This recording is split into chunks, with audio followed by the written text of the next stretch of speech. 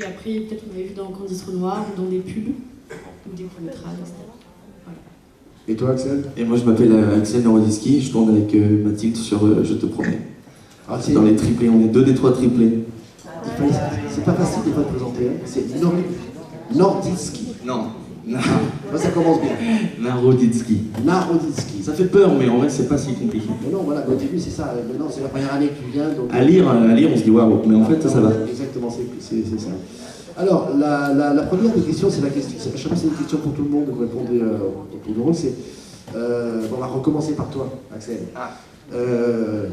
Bon, tu es un jeune comédien, même si tu as déjà une carrière déjà derrière toi, on voit des photos et des choses qui ont été faites avant. Est-ce que le métier de comédien, c'était une passion ou est-ce que c'est quelque chose qui s'est présenté à toi, une opportunité, une rencontre qui a fait que, ou tu as toujours dit, un jour je serai comédien? Moi, mes parents ne sont pas du tout là-dedans. J'étais un peu quelqu'un de tout à fait lambda, à qui, quand on dit il faut faire du cinéma, ça paraît impossible. Donc je pense pas que c'était une passion Enfin, c'était un souhait de faire ça, ça m'a un peu tombé dessus, je pense. Parce que je suis tombé sur un casting pour l'Odyssée de Jérôme Salle, avec Lamba Wilson, Pierre Ninet et Audrey Tautou. Et en fait, je faisais de la plongée sous-marine avec mes frères. Et mes frères ont été pris sur ce film pour faire les doublures plongées des gamins sous l'eau. Et donc c'est mes frères qui ont été pris, alors que j'avais passé le casting aussi, mais j'étais un peu grand, donc j'ai pas été pris. Et là j'ai dit c'est pas possible. Donc maintenant je veux faire des trucs, parce qu'apparemment c'est possible de faire des trucs, donc on va faire des castings. Et c'est parti de là, et puis après, je sais pas, ça s'est fait... Et alors donc ça veut dire pas d'école particulièrement de théâtre ou de cours, etc. Non, j'en ai fait après en fait. Voilà. J'ai commencé d'abord par passer des castings, rencontrer des gens un peu du milieu et faire des courts-métrages, des trucs comme ça. Et puis après, j'ai fait 3 ans de conservatoire de théâtre. Mais enfin, pour moi, c'est vraiment rien à voir en fait. C'est vraiment 2 milieux un peu différents. Je pense que c'est pas la même manière de travailler des scènes, des textes, tout ça. Donc, et ça aide quand même à former l'esprit du comédien, parce que c'est sûr que ton parcours, il est tout à fait normal dans la mesure où tous ceux qui ont été découverts par hasard, qui ont eu une opportunité, finalement après ont quand même pris des cours pour pouvoir, entre guillemets, assimiler le futur, et c'est nécessaire. Après, c'est pas forcément pour l'instant, tu n'as pas eu l'occasion, mais je sais qu'il y a d'autres expériences en masterclass de comédiens qui ont dit, après ça m'a aidé parce que on m'a proposé un truc où là c'était vraiment pile poil dans la... Je sais pas, moi, comme si j'ai pas commencé par ça, j'ai voulu faire du théâtre pour faire du théâtre, quoi. C'était pas pour apprendre, pour en apprendre plus, bien sûr, évidemment, c'est pour en apprendre plus sur le métier de comédien, mais c'était vraiment pour faire du théâtre, quoi. Pas pour progresser Alors, ça c'est important aussi, en bande ou seul? On était en bande, C'est ça, alors c'est très important parce que je dis toujours à masterclass, retenez bien, parce que vous êtes jeunes, vous, tous ceux qui ont réussi, ce sont ceux qui étaient en bande, parce que le problème du métier de comédien, c'est que vous avez des périodes creuses, des espèces de traversées de désert. Sauf que quand on est en bande, même jeune, c'est ça, sauf que quand on est en bande, la traversée du désert, ça permet d'avoir des projets, des choses qu'on fait, de l'écriture, et tout ça, mine de rien, ça entretient, et un jour, il y a un élément qui déclenche que cette bande, et ils ont tous commencé, c'était marrant, j'ai eu la bande du Splendide, le Café de la Gare, les Bronzés, enfin c'est pas des petites équipes, quoi, les nuls, les inconnus, ils ont tous commencé, en fait ils ont tous une formation en groupe, et ils ont galéré. Hier, j'avais, pour le Splendide par exemple, ils sont venus me raconter que c'est quand même énorme, vous avez du clavier, du l'ermite, il y a vraiment du lourd, quoi. Et leur premier salaire c'était 50 francs. Ils ont réussi à récupérer une fois, après avoir galéré pendant 1 an, ils ont réussi à toucher 50 francs chacun pour leur première pièce. Et à l'époque, c'était ce qui est devenu le film qui les a tous révélés, c'était Les Bronzés. Donc il faut savoir que, et c'est grâce à ça, s'il n'y avait pas fait ça, ça se serait éclaté. Et je pense que peut-être 1 sur 3 ou 1 sur 4 aurait réussi, tandis que là, ils ont tous réussi. Tu vois, ça commence bien, on arrive à 2 avec Mathilde. Ouais, c'est déjà une petite bande. Petite bande. Ouais, c'est ça. Et toi alors, Marie? Alors moi, je voulais faire de la politique. Ah mais ça a beaucoup de rabattu, du coup on va te faire jouer la merde. Pas un rapport, mais Donc j'ai voulu faire de la politique et puis j'étais au conservatoire de chant. Ma coach m'avait dit d'aller au cours Florent. Donc j'ai fait les cours Florent jeunesse de 17 ans de 16 ans à 18 ans. Et après je suis partie au Plateau. C'est une très belle école à Montpellier où je viens d'être diplômée là en mai. Cursus de 3 ans, école de cinéma et de théâtre. Alors juste, quel rapport avec la politique? Oui, pardon. En fait, je suis conseillère municipale, toujours, donc j'ai... À ton âge? Oui, à 18 ans, j'ai été élue, j'étais au lycée encore. Ça m'intéresse de travailler avec les jeunes, etc. Mais le cinéma, je sais pas, en fait, je me suis jamais vraiment posé la question pourquoi j'avais fait ça. Alors juste un aparté, hier on a eu Benjamin, vous étiez là pour Benjamin. Lui, il est élu à la culture de Créteil. Ça fait déjà le deuxième, c'est une nouvelle génération ça. C'est pas con, parce que moi dans les mairies, vous déciderez les pièces que vous voulez prendre, tant qu'à faire pour des vôtres. On n'est jamais si bien servi par soi-même. T'as raison, vas-y, continue. Mais du coup, voilà, donc je continue toujours mon rôle de conseillère municipale et... Juste à quoi? Sur la culture? Je m'occupe de la jeunesse en fait. Jeunesse, ouais, voilà. C'est un rapport, oui.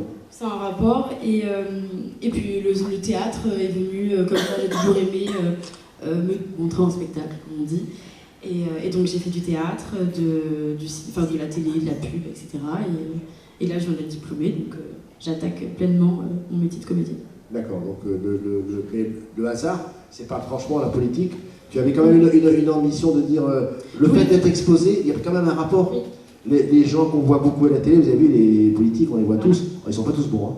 En comédie, il y en a certains, ils devraient prendre des cours, hein, parce que c'est vrai que, et n'empêche que tu as raison, parce que politiquement, tous ceux qui savent s'exprimer, qui ont un charisme, ça marche en politique. Les autres, je sais pas si vous avez pas la dure, hein.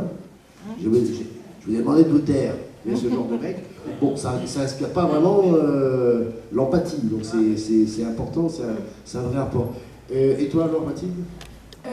Du coup, moi, j'ai une anecdote un peu marrante sur comment j'ai commencé. Au départ, moi, j'ai surtout un cursus de musique. Je faisais vraiment un cursus de musique classique en conservatoire et je me destinais à travailler là-dedans.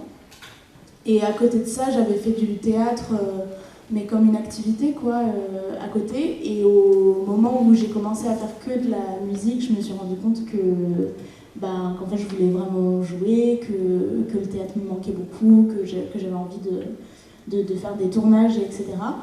Et donc, du coup, j'avais cherché des castings toute seule, et j'en avais trouvé un.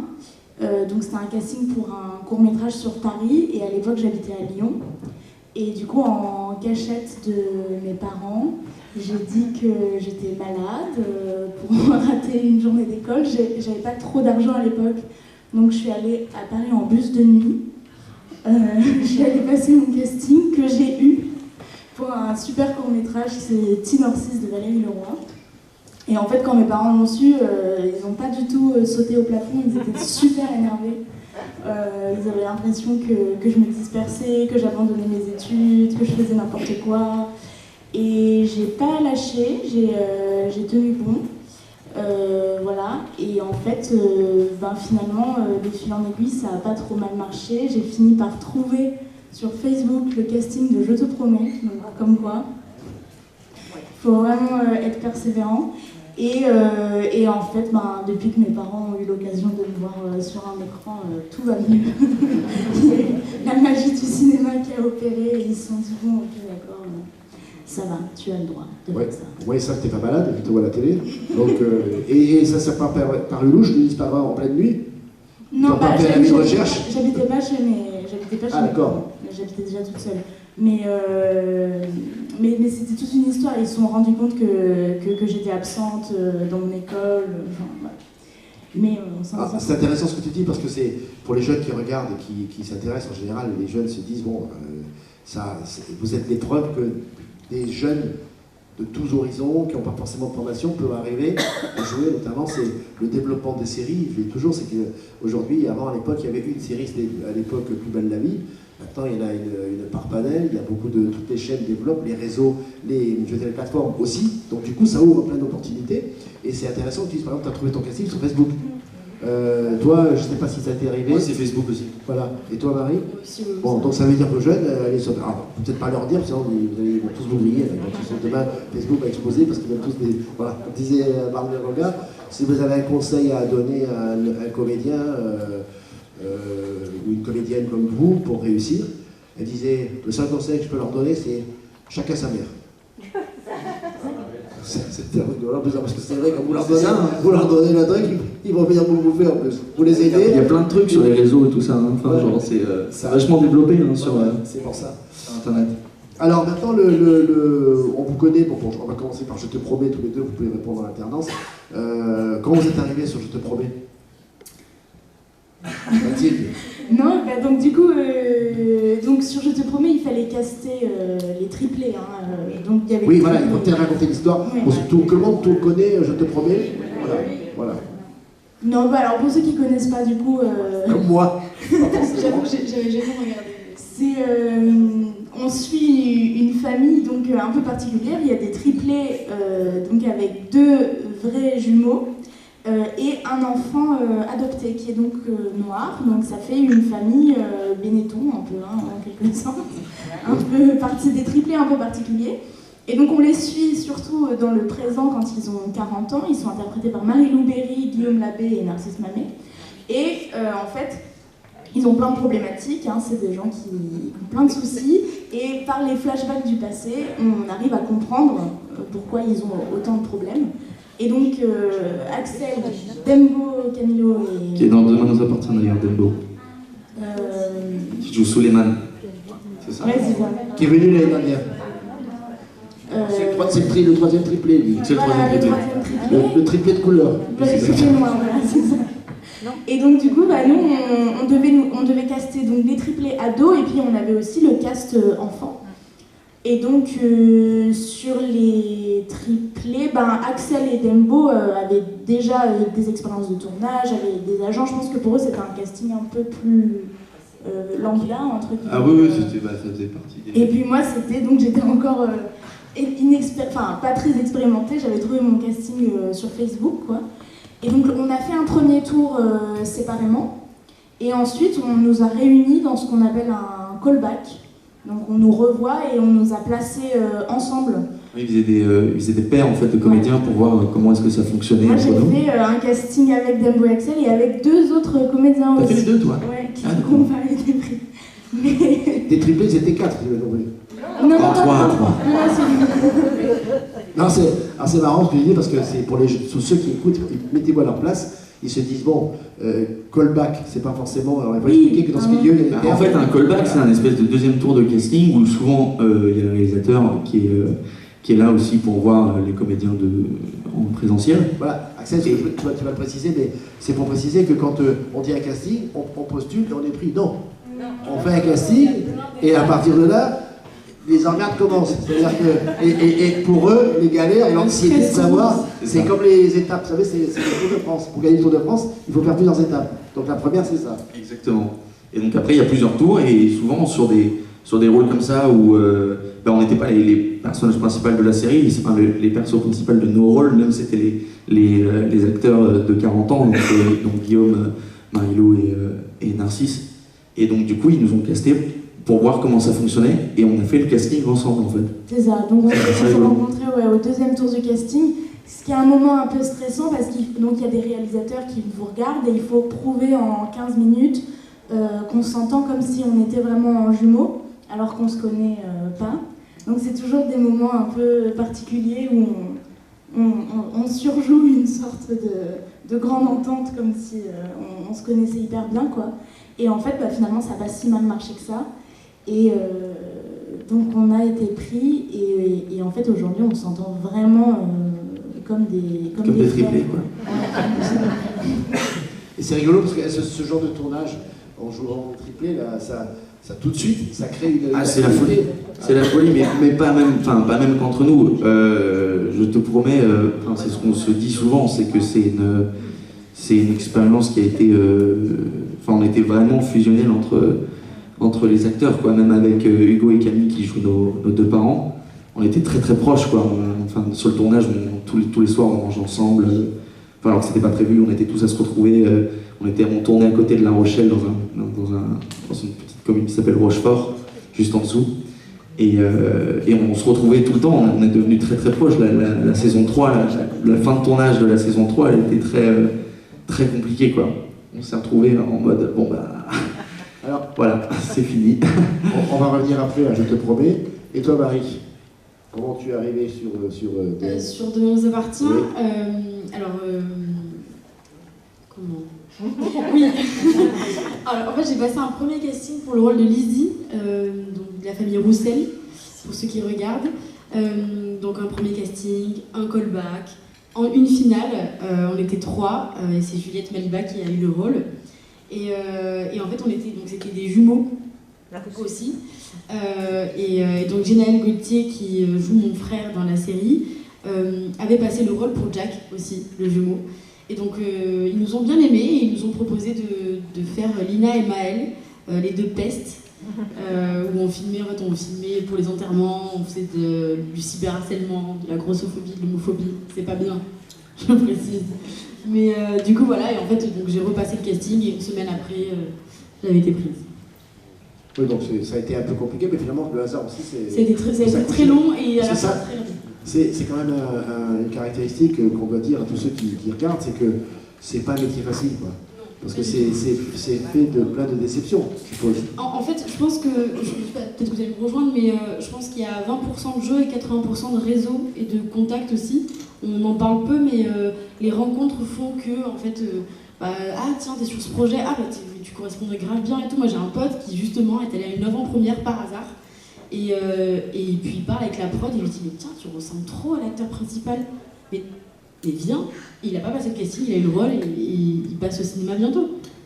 Et c'est un truc de fou. En fait il faut aussi prendre en compte que les gens qui écrivent, ou les réalisateurs qui écrivent leurs films ou alors les scénaristes, ils ont vraiment des gens en tête et que c'est pas forcément parce que tu joues mal que t'es pas pris, parce que c'est vraiment parce que des fois ils ont juste un visage en tête, une présence et dès qu'ils la trouvent, ils la trouvent quoi. Et peu importe les autres gars qui sont sûrement très bons, mais ça joue pas que au jeu quoi. Oui c'est ça, c'est le fait de ne pas réussir le casting, c'est pas parce que vous n'êtes pas bon. Exactement. Vous ne correspondez pas à ce que le réalisateur ou le producteur recherche, soit trop jeune, trop petit, trop âgé, c'est pas plausible par exemple. Il y a plein de critères. Il y a une sœur, un frère avec à l'écart, autant, je veux dire, il y a des choses qui, bah non, c'est bien, mais ça peut pas coller. Mais sur 10, tu peux passer 10 castings, tu vas en rester sur 1 ou 2 ou 0 quoi.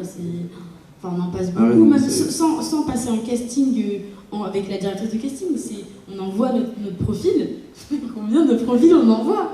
Combien de réponses on a? Aucune réponse. C'est comme les CV quoi.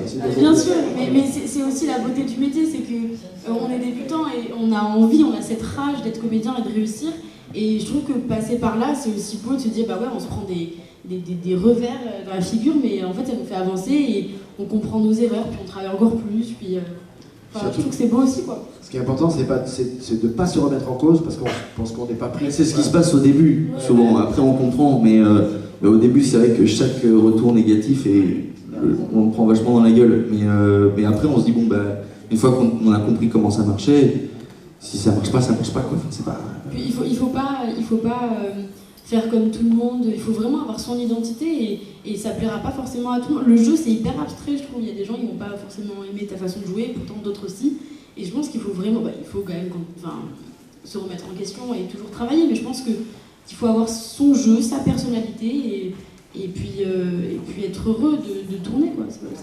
Puis il y a un autre truc aussi, c'est que pour moi un casting réussi, c'est quand le directeur de casting, même si t'es pas pris, t'envoie quand même un retour et te dit voilà c'était bien, c'est pas pris mais c'était top de te revoir sur d'autres projets. Et ça c'est réussi parce que ça veut dire que tu corresponds pas au truc ou que le réel avait autre chose en tête ou que ça fonctionne pas pour ce rôle-là mais que ça peut fonctionner autre part. Donc et que c'est pas ton talent qui est en cause. Donc voilà, donc le fait d'être pris, c'est pas avoir réussi un casting quoi. Je pense que même au-delà d'être pris, je pense que les premières fois, ce qui est pas mieux, mais ce qui est génial, c'est de pas forcément le décrocher, mais que la directrice de casting te rappelle.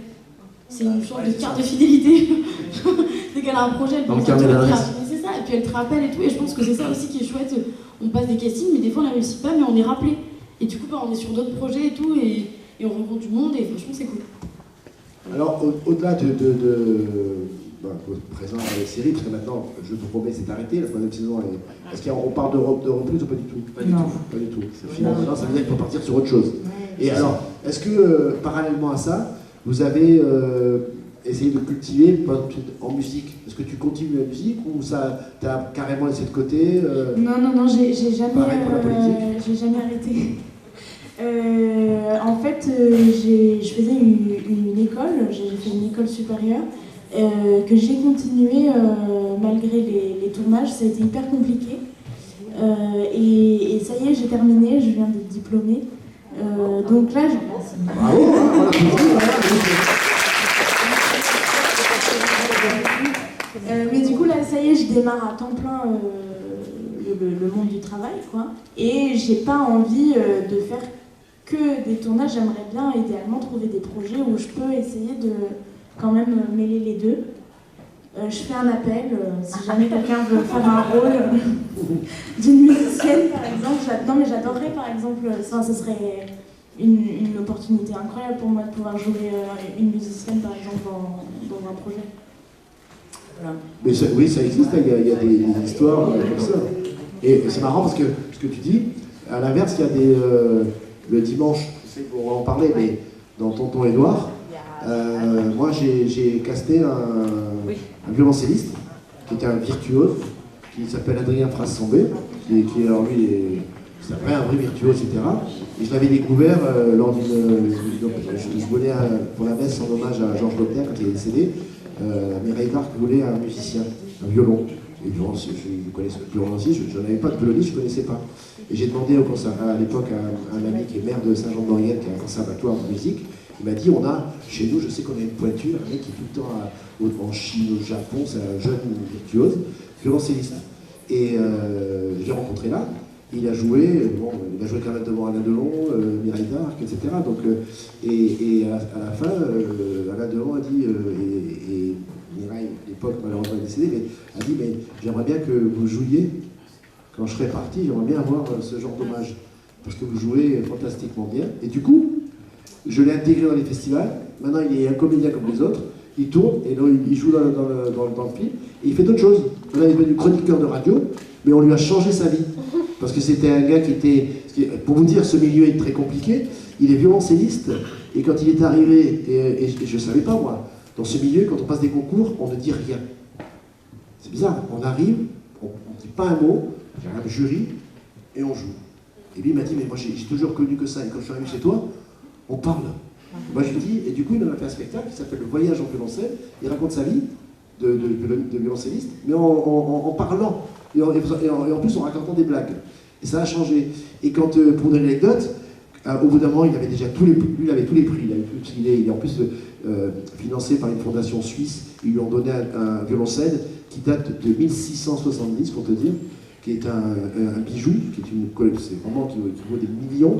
Et il le garde, il devait l'avoir pour 6 mois, et il l'a gardé pratiquement 10 ans. Tous les 6 mois, on change tellement, il l'utilise bien. Et pour vous dire que ce gars quand il est retourné un jour à un concours, il m'a dit, j'en ai rien à foutre, il est allé en Chine. Et il a seulement dit, bon, au jury, je vais vous interpréter. Et ils ont appelé la sécurité, il est parti, on l'a viré. Parce qu'il a parlé. Et en Chine en plus. T'imagines, le côté coincé du milieu, c'est quand même... et maintenant, il s'en fout. Il joue toujours dans les grands orchestres, il s'en fout, mais il n'a plus rien à prouver. Mais c'est quand même dingue, quoi. Alors, attends-toi quand même, viens au cinéma, ce sera plus cool, hein, parce que, surtout si tu veux parler, ce sera plus facile. Et faire de la musique pour un film, plutôt. Oui, j'allais dire, voilà, il y a aussi la... Moi j'en fais pas mal. Alors voilà, il y a la composition, il y a l'écriture, il y a l'envie de réaliser. Enfin, qu'est-ce qui vous intéresserait aujourd'hui, au-delà du fait d'être acteur? C'est pas seul, c'est acteur, point barre, ou comme certains disent, ou alors non, moi j'ai envie d'écrire, j'ai envie de réaliser, pourquoi pas. On va revenir à la musique, parce que tu étais, toi, composer des musiques, ça aussi, ça existe? Oui, complètement. En fait, moi, du coup, dans mon parcours où ça a été un peu compliqué de mêler musique et jeu, enfin, j'ai pas été toujours très encouragée. J'avais vraiment cette idée de me dire, mais moi, ce que je veux, c'est faire les deux et puis mêler les deux. Et du coup, j'avais vraiment en tête des spectacles où je pouvais jouer de la musique et jouer en jeu. Enfin, pour moi, c'est le même mot et ça, c'est pas pour rien. Enfin, pour moi, c'est complètement lié. Et du coup, j'ai commencé à créer mes premiers spectacles, qui sont des bébés spectacles pour l'instant, mais qui vont peut-être grandir. Du coup, non, c'est pas du tout acteur et c'est tout. Non, c'est pas incompatible. Et puis, je pense qu'aujourd'hui, c'est tellement difficile aussi de faire que comédien. Enfin, vous parlez des périodes de creux, ça existe vraiment, c'est pas une... non. C'est hyper important de développer ses propres projets et pour aussi ne pas être qu'en attente qu'on veuille de nous. Il faut aussi susciter l'envie qu'on veuille de nous. C'est ça, c'est ce que je disais tout à l'heure, c'est des projets en équipe qui occupent le terrain. Et là, effectivement, de composer, de créer des faits. Toi, tu as intérêt parce que tu as choisi quand même les opposés, c'est-à-dire un milieu où on se tait et un milieu où on doit l'ouvrir. Donc un milieu, la musique, on la ferme, ou dans le cinéma, il faut l'ouvrir. Donc tu as intérêt à écrire tes textes et tes films pour te dire, au moins tu te permets de parler ou de la ramener quand il le faut, parce que ça sera difficile d'être un comédien et virtuose de l'autre côté. Il faudra que tu fasses lisser des trucs, tu sais, comme on fait entre le noir et le blanc, mais du gris, pour faire, donc il faut que tu fasses des projets gris. Toi, alors tu composes aussi? En fait, moi, je suis un peu pareil que Mathilde, je suis beaucoup dans la musique aussi, même beaucoup plus en ce moment que dans le cinéma. En clair, vous avez du temps libre. Enfin, ouais, c'est ça, c'est les périodes de creux, donc pour ne pas rien faire, on fait des trucs. Et non, je fais du rap, j'allais dire, mais c'est un peu particulier comme style de musique, c'est pas vraiment du rap à proprement parler. Dans le sens où je pense que ma musique rentre pas dans les cases du rap qu'on peut entendre aujourd'hui. Donc voilà, donc ouais, je fais beaucoup de musique, j'écris beaucoup de textes en musique et aussi j'écris des scénarios, des trucs comme ça. Donc c'est un peu notre manière à nous aussi de rester quand même dans le milieu parce que c'est musicalement ou cinématographiquement parlant, ça reste de la créativité, ça reste de l'écriture et c'est important de toujours être dans la recherche de nouvelles histoires, de nouvelles choses à raconter et de ne pas perdre le rythme en fait de la musique ou du cinéma. Madame a une question, oui. Je me demande si financièrement c'est pas difficile. Très. Non, mais c'est le jeu après. Hein. C'est pas vrai, ils sont venus, ils ont tous ils ont un chauffeur, ils sont des biens. Ils ont des voitures, voilà. Non, regardez-nous, on est super ici. Ils sont tous propriétaires d'une villa sur la côte avec. Pour les temps creux, ça doit être difficile. Ouais, c'est compliqué les temps creux. Vous avez l'intermittence en fait, quand on l'a, c'est génial. On pas tous à choper, ouais. On galère à l'avoir. Moi j'ai eu la chance de l'avoir l'année dernière et en fait il faut faire 43 jours de tournage ou 507 heures. Quand on l'a, ce fameux on est Elon Musk. Quand on l'a pas, voilà.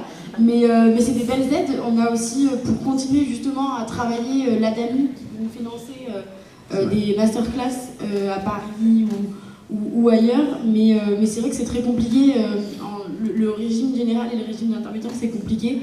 Avoir les deux, c'est galère, voire impossible. Donc il faut faire ça par passion en fait. Ouais, c'est surtout ça, il faut pas chercher le... On va casser une image quand même pour les jeunes. C'est pas le football là. C'est-à-dire, c'est pas parce qu'ils jouent. Non, ça n'a rien à voir. Je te promets, c'est pas les salaires du PSG et là, c'est pas le Barça. Hein. Donc il faut savoir que c'est quand même raisonnable. En DNA, un peu plus. Déjà, tu vois. Déjà, donc ils ont plus de jours. Plus de jours. Oui, en fait, c'est parce qu'on a plus de jours du coup. Ils sont beaucoup plus récurrents, ils tournent toute l'année. Donc un peu plus. Mais non, mais ça reste... Juste un petit aparté pour moi, pour les personnes qui veulent acheter le livre d'Anne, elle va arriver à Anne, vous pouvez l'acheter avant, parce qu'après elle ne va pas rester trop longtemps, elle vous dédicacera son livre. Voilà. Quand vous serez à ce stade-là, vous êtes comédien, vous avez une carrière, vous avez joué avec plein d'acteurs, plein de films avec notamment DiCaprio par exemple, vous ferez un livre sur le thème que vous voudrez, vous viendrez le dédicacer ici. On ne va pas attendre de... On est direct, on est déjà en train d'écrire en fait. Ouais. Ça sort bientôt. Une question, monsieur. J'avais une question, je vais vous demander si vous avez déjà trouvé face à des poids lourds du cinéma et quelle a été votre réaction. C'est quoi? Alors des poids lourds. Des poids lourds Du du cinéma. cinéma, enfin des stars. Si un jour ça vous arrive, quelle sera votre réaction? Est-ce que vous serez paralysé? Alors moi, je vais la détailler la question. C'est que quand vous avez peut-être eu l'occasion de jouer avec des gens, même ça peut être dans la série, qui sont des acteurs principaux, etc. Est-ce que est-ce qu'il y a deux catégories, ceux qui vous aident Parce que c'est intéressant ce qu'a dit Anne Parillo hier, c'est-à-dire que quand elle a tourné avec DiCaprio, elle s'est dit, je ne sais pas si vous étiez là hier, je sais, même avec mon statut, je ne vais pas forcément demander à DiCaprio de refaire une scène. Et c'est lui qui a dit, bon, si vous êtes content de la scène, c'est bon, si c'est non, on la refait. C'est quand même la classe, quoi. Je veux dire, il y a un niveau, top niveau. Est-ce que si vous avez l'occasion, par exemple, toi, Marie-Lou Berry, je suppose que tu joues Marie-Lou Berry, la fille.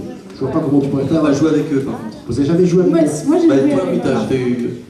Alors, l'expérience, c'était très sympa, parce qu'elle... C'était assez incroyable. En fait, j'ai joué avec Marie-Lou, donc qui joue le même rôle que moi, donc ça semble improbable, mais c'est qu'elle a parfois... Ah bah non, c'est pas improbable, je te dis, moi je la connais, c'est pas improbable. Non, mais je veux dire qu'on joue ensemble, alors qu'on joue le même personnage. C'est parce qu'elle avait parfois des hallucinations, en fait, où elle se revoyait, elle plus jeune. Et c'était assez incroyable parce que quand j'ai tourné avec elle, elle était aussi réalisatrice des épisodes de la série où j'ai tourné. Donc elle était comédienne et réalisatrice en même temps. Donc c'était assez incroyable à observer, c'était une tornade quoi. Elle passait derrière le combo, donc c'est l'écran où on voit l'image. Et ensuite elle revenait, elle faisait plein d'allers-retours et en même temps elle était d'une humanité incroyable, elle parlait à tout le monde.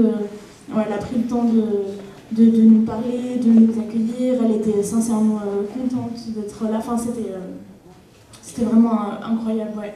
Et après, sur Je te promets, nous, on tournait beaucoup avec Hugo Baker et Camille Lou, qui sont quand même... J'avoue que quand je suis arrivée, Hugo Baker, pour moi, c'était le prince de Monaco dans Gossip Girl, je sais pas si vous voyez. Mais donc voilà, pour moi, c'était vraiment une énorme star, quoi. Et ils nous ont accueillis et soutenus et ouvert les bras d'une manière qu'on n'aurait pas pu concevoir. C'était absolument phénoménal, sans jamais paraître pédant ou quoi que ce soit, mais vraiment à aucun moment. Et pourtant, toujours avec l'idée de nous conseiller, de discuter, de nous rassurer. On n'aurait vraiment pas pu être mieux entourés, jusqu'à ce qu'on oublie, jusqu'à ce qu'on crée des liens où on oubliait complètement. Ça, en fait, oui, donc on a très vite oublié l'idée de la star, elle est bon. Après, c'est des gens qui sont plus que respectables, donc c'est vrai que on y va doucement, mais après, c'est très vite devenu des gens qui ils nous ont vachement aidés. On a de suite été très proches d'eux. Et puis ils avaient beaucoup à nous apprendre et c'était très sain comme relation en vrai, parce qu'ils n'étaient pas là pour nous montrer ou pour... C'était vraiment un partage, ils nous partageaient justement leur expérience durant le tournage et ils étaient toujours de très bons conseils et ils nous mettaient très à l'aise sur toutes les scènes. C'est même en fait plus facile, je trouve, de tourner avec des acteurs qui ont déjà l'expérience et qui vont te mettre à l'aise sur des scènes que eux ils ont l'habitude, des émotions qu'ils ont l'habitude de transmettre et des trucs comme ça, plutôt que quand on se retrouvait nous en tant que jeunes comédiens sur des scènes où du coup on n'avait pas cet appui un peu, parce que ça fait comme un espèce de socle quand on tourne avec eux. C'est des gens qui savent faire et on se repose sur eux et ils nous portent. C'est assez incroyable comme expérience. Et pour vous dire, hier avec Axel, on allait démarrer le tapis rouge et on a eu un espèce de petit coup de stress de se dire oula, qu'est-ce que... Et là, vraiment, la phrase d'Axel, c'était il faut qu'on appelle Hugo. et ouais, ils ont cette stature-là de... Et ils nous soutiennent encore en fait, et on s'envoie encore des messages. On l'appelle tout à l'heure Hugo. Voilà. Ouais. Ouais. Et moi j'ai tourné avec Michael Youn aussi, dans Fugueuse, je sais pas s'il y en a qui l'ont vu, c'est passé sur TF1 aussi, sur la prostitution des mineurs. C'est une série qui a fait, c'est une série choc, très sympa. Enfin, moi j'ai adoré la série. Et ouais, j'ai tourné avec Michael Youn, qui est je pense la plus grosse star du cinéma français avec qui j'ai pu tourner. Et expérience aussi très agréable. Enfin, c'est toujours assez impressionnant de voir que c'est une personne normale en fait, qui fait le même gabarit que vous, voire un peu plus petit d'ailleurs. Non, c'est très, je trouve ça très intéressant de tourner avec des gens connus, parce que il y a directement une notion de respect qui s'installe et on sait qu'on est là pour apprendre, quoi. Et ça, c'est vachement intéressant, en fait, d'être ouvert à toute proposition et de se dire que de toute façon, il sait mieux que moi, donc je vais c'est ça. Il y a le double rapport, c'est la personnalité qui dit bon, éventuellement, de temps en temps, je te donne un conseil, parce que comme ça, je l'aurais joué, ça se fait pas. C'est même pas ça. Il n'y a même pas de conseil, justement. C'est ça qui m'aurait déplu, entre guillemets. C'est même pas qu'il y a de conseils, c'est juste oui, je vais te laisser voir ce que tu as à voir et tu prendras ce que tu veux de moi. Et c'est vachement intéressant, c'est vachement. Du coup, ça donne pas l'impression de dire ah merde, j'ai mal fait, si je dis c'est ça veut dire que je le joue mal. Oui, et puis même, il considère absolument pas les autres comédiens comme des comédiens moins bons ou des comédiens. Et en même temps, ça donne un certain respect au réalisateur, parce que c'est au réalisateur de dire s'il n'a pas l'attention. Tout à fait. C'est pas au comédien de dire c'est plutôt le réalisateur. Tout à fait. Puis il y a ce dialogue. Alors, Hugo Becker a vachement cette place où il dialogue vachement entre le réal et les autres acteurs. Il est vachement dans la scène, il connaît vraiment, et c'est quelqu'un qui travaille d'une manière formidable, qui apprend il connaît nos textes bien mieux que ce qu'on les connaît. C'est vraiment quelqu'un qui apprend le scénario par cœur sur tous ses films. Donc il a vraiment la main sur tout ce qui se passe dans chaque scène, et il est au courant de chacune des subtilités qu'il peut y avoir dans chaque scène, et il dialogue vachement entre le réal et les autres acteurs. Il donne tout ce qu'il a pour nourrir, parce que c'est aussi un échange en fait entre comédiens. Toutes les scènes sont un échange, et Hugo a vraiment compris cette générosité qu'il peut apporter aux autres acteurs, et c'est ça qui est impressionnant avec un acteur comme ça, c'est ça qui est impressionnant. Et toi, Marie, dans le domaine nous appartient, ça c'est.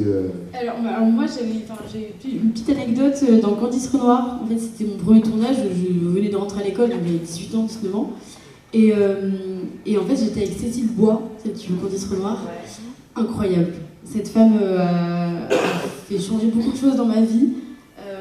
Elle était vraiment incroyable, je tremblais, j'étais fan de cette femme, vraiment, je l'admirais, je la trouvais belle, talentueuse. Et j'ai joué avec elle, première séquence avec elle, j'étais vraiment pas bien. Et en plus, le réal me dit, donc Raphaël Langlais qui joue aussi son compagnon dans la série, me dit non mais le texte on change et tout. Et moi j'étais pas prête à ça. Je me suis dit mais comment je vais faire, et en fait ils m'ont rassurée, et j'ai passé une journée incroyable. Puis le soir ça s'est éternisé, on a dormi tous à l'hôtel, on a tous bu un verre tous ensemble et tout, et c'était mon premier tournage, et je crois que c'était ma plus belle expérience, parce que tout le monde était simple, tout le monde était gentil, et ils m'ont raconté plein de choses sur le cinéma, sur plein d'anecdotes, et j'étais vraiment ravie d'avoir tourné avec eux.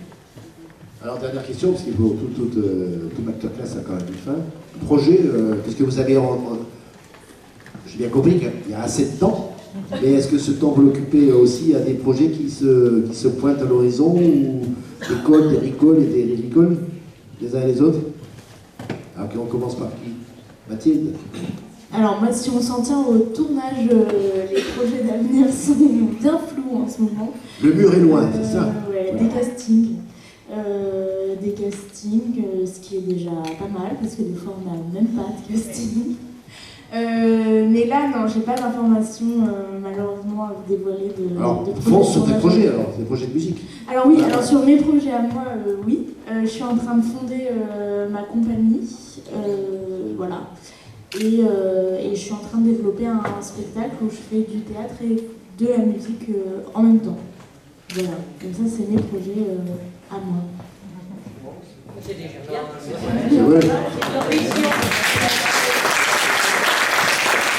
C'est déjà une traversée de l'univers avec un petit parasol, donc c'est bien ça. Et derrière une grosse barrique d'eau, donc tu peux quand même traverser, t'as l'espoir que tu peux arriver au bout du désert. Et toi, Marie? Alors moi, donc du coup, je viens d'être diplômée là, mai-juin de mon cursus. Encore une.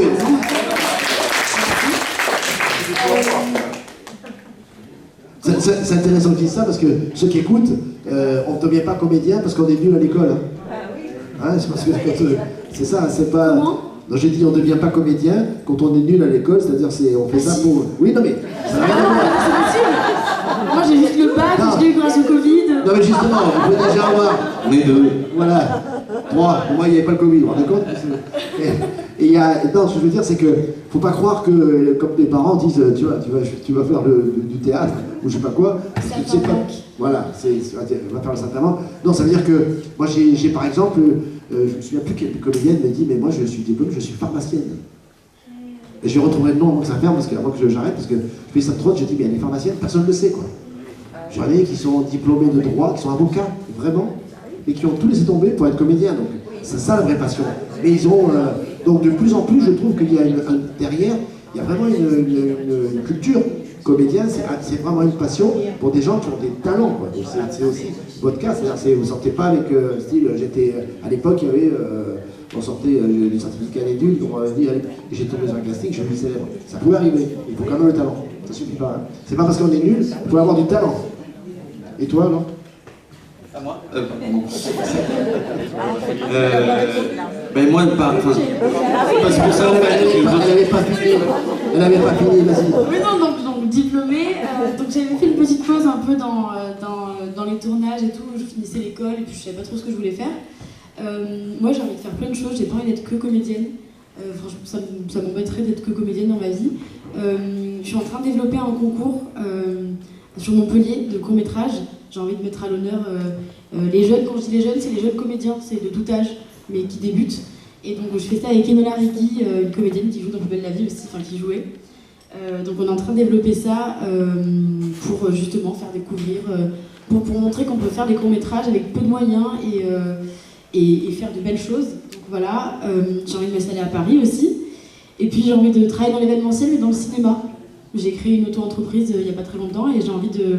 Je sais pas, j'ai envie de faire des choses qui me font kiffer et j'ai envie de tourner, de faire du théâtre, beaucoup de théâtre. Je fais le festival d'Avignon là.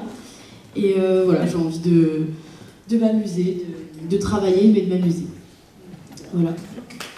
Bravo. Et tu ne voudrais pas être ministre de la Culture, ça nous arrangerait. Hein. Maintenant que la politique t'intéresse, tu sais, il va y avoir un remaniement bientôt. Mais j'ai longtemps voulu être présidente de la République. Non, c'est vrai, pendant des années. Et puis je me suis dit, c'est trop de travail, c'est trop de... Il faut faire des études et tout. Moi, j'ai eu le bac grâce au Covid, alors... Je me dis, non, je vais être comédienne, je pourrais peut-être être présidente si un jour il y a une... tu pourras dire, je pourrais être comédienne... Tu pourras dire, j'ai été ministre de la Culture à cause du Covid ou à cause du remaniement. Ouais, c'est ça. Franchement, il mettrait une ministre de la Culture, avec moins de problèmes, et si tu ne poses pas dans Playboy dans les jours qui viennent, tu devrais pouvoir postuler, parce que on va passer le message quand même. Hein. Notre maire, il peut quand même passer le message, que dire, festival, on a quelqu'un de diplômé, qui est comédienne, et qui est jeune, et qui pourrait donner, qui est élu. Oui, et on fera postuler aussi Benjamin, qui est dans Ici tout commence, et qui est élu à la culture de la ville de Créteil. J'ai jamais rencontré. Il va venir. Il va revenir. Vous allez pouvoir vous voir, parce que on peut avoir quand même, si on pouvait avoir des ministres qui sortent du festival, c'est la classe quand même. Qui viennent de la région en plus. Tu voudrais quoi comme ministère, toi? Il n'y a pas de ministère du rap et de la musique. La culture. Il y a eu un moment le ministère du ministre de la musique. Hein? On va inventer une case. Non, je ne te rappelle pas, à l'époque de la gauche, il y avait le ministère du temps libre. Ça fait pour les comédiens, tu n'étais pas encore là. T'as pas connu ces pertes des années. Donc, alors toi, j'ai entendu parler d'agricole. Alors, est-ce que c'est vrai cette histoire? Quoi? J'ai entendu parler d'agricole pour toi. Non, il ne faut pas en parler. On n'en parlera pas. Mais non, mais en fait, cinéma, moi je suis un peu comme Mathilde, je suis un peu sur une période creuse en ce moment. C'est comme poser. On est tous bien, quoi. Niveau cinéma, on en voit beaucoup en ce moment. Non, mais moi j'ai plein de projets à côté. Ça faisait 1 an et demi que j'avais mis un peu de côté le cinéma pour pouvoir me concentrer sur mes projets musique. Là, je m'y remets à fond, donc j'ai déjà passé pas mal de casting en juin pour une multitude de projets. J'espère que ça va fonctionner, mais bon, je peux pas encore en parler. Enfin, je ne sais rien de ce qui va se passer, on verra bien. Donc ça, c'est niveau cinéma. Sinon, je pense que je vais continuer niveau musique à faire ce que je fais, parce que ça commence pour moi, en tout cas, à avoir du sens et de la gueule. Donc je vais continuer de ce côté-là. Et je suis sur l'écriture d'une comédie musicale qui serait en rapport avec les projets musique que je ferais, où j'allierais du coup du rap avec du théâtre, avec une manière d'écrire un peu particulière. Mathilde t'écoute en disant qu'est-ce que je pourrais bien faire dans ce truc-là. C'est ça. Moi, qu'est-ce Non, ça sera Et Marie se dit comment je pourrais promouvoir ça au niveau du ministère. Non, ça sera un seul en scène. Voilà, ça sera un seul en scène. J'ai une anecdote sur les ministères. Je ne savais pas, parce que si je vous donne un secret, c'est que j'ai pas fait que ça dans ma vie, de faire des festivals, etc. J'ai commencé moi comme fonctionnaire. Et je vous donne un secret, j'ai même été, ça paraît bizarre, hein, j'avais les cheveux comme ça, j'étais haut fonctionnaire. Oui, à l'industrie et aux finances. Donc j'ai quand même une certaine... Et ça m'a toujours épaté, et je me suis toujours dit, il y a quand même dans un ministère en France, et comme j'ai toujours blagué, je me suis dit, il faut que je le sorte un jour. Aujourd'hui, vous savez que la journée sans tabac, c'est le 31 mai. Et voilà, et je me dis, le mec n'a pas pensé qu'un jour, il y aurait un couillon comme moi qui dirait la journée sans tabac, c'est le 31 mai, heureusement, demain, c'est le 1er juin.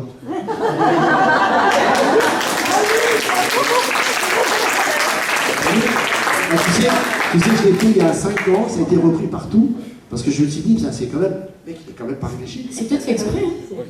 Oh, ça m'étonnerait que celui qui a fait ça, il ait autant d'humour que moi, je crois pas. C'est quand on fait des conneries pareilles, mais je trouve que c'est quand même anecdotique. Donc tu évites pas une connerie, c'est une récompense. Bah oui, c'est ça. Ouais. Oui, comme celui qui dit, il est trouvé 6 juin, il dit jour, il n'y avait rien dedans. Donc d'accord, hein, c'est bon.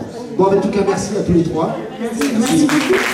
Je vous montrerai sur les réseaux.